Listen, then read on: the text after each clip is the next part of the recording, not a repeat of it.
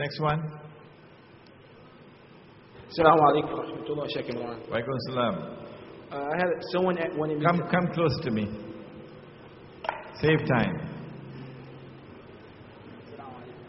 Someone wanted me to ask you your opinions on 2012.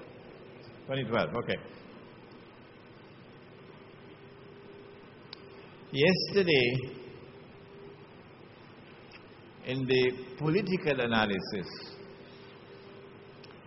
we said that Israel will have to dramatically expand its territory to encompass the biblical frontiers of the Holy Land. Whoever wrote the Bible, whoever rewrote the Bible, read Richard Friedman's book, please. Richard Friedman, an eminent American scholar of the Bible, PhD from Harvard. And his book was, Who Wrote the Bible? You will not regret reading that book. Whatever is written in that book confirms what Allah has said in the Quran. Whoever rewrote the Torah decided that the Holy Land extends from the river of Egypt to the river Euphrates. Why? Why did he say that? And there is a certain part of the frontiers of the Holy Land which have not been put into the Bible. But I know it. What he did was to say that wherever the Jews lived in exile, at that time is a part of the Holy Land. And since Nabi Yusuf alayhi salam took the Jews to Misr, and Misr is not the whole of Egypt. Today Misr is the whole of Egypt. But at that time Misr was the eastern delta between the Red Sea and the River Nile, the fertile eastern delta. That's where the Jews lived, the Israelite people.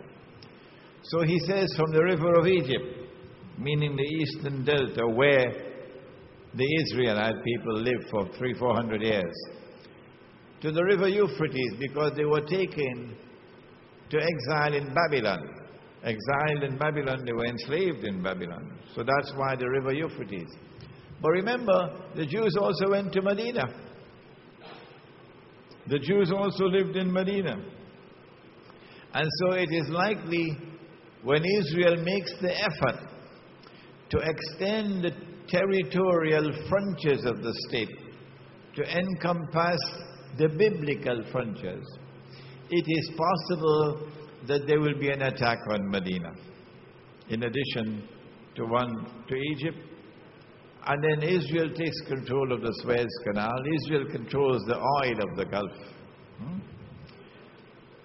I want to suggest to you that Israel is planning that big war.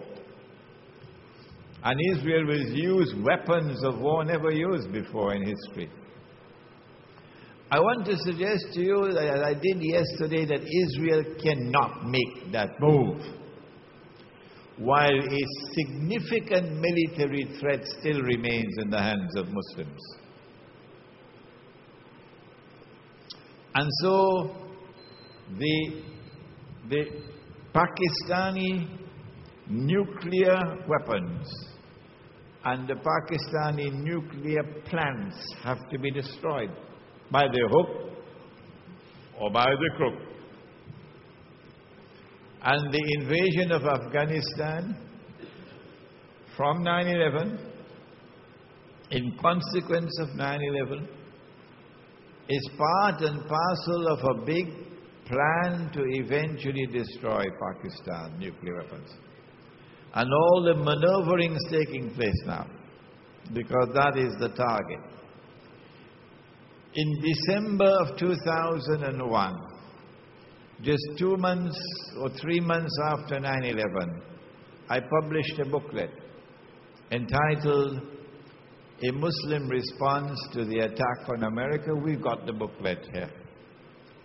And in that booklet, I argued that the target is Pakistan's nuclear plants and nuclear weapons. I also argued that in order for them to be able to move in and destroy Pakistan's nuclear plants and nuclear weapons, they will have to provoke civil war in Pakistan. And that's what they're trying to do now. If elements within the Pakistan armed forces were to rebel against the military command in Pakistan and the government, and fighting were to break out within the Pakistan armed forces, that would be the cue for them to move in to save the world from a nuclear threat. Once they dispose of Pakistan's nuclear plants and nuclear weapons, and to an extent Iran's missile capacity, then 2012 would be, I believe, all the hype about 2012 is meant to prepare the world for something big. Everybody is waiting for something big. So let's not disappoint them. And 2012 perhaps can witness Israel's big war, the use of nuclear weapons in Israel's war. And eventually it will then become clear that Israel has replaced the United States as the ruling state in the world. A defining moment in history for the transfer of power from the United States to Israel to be recognized by the rest of mankind.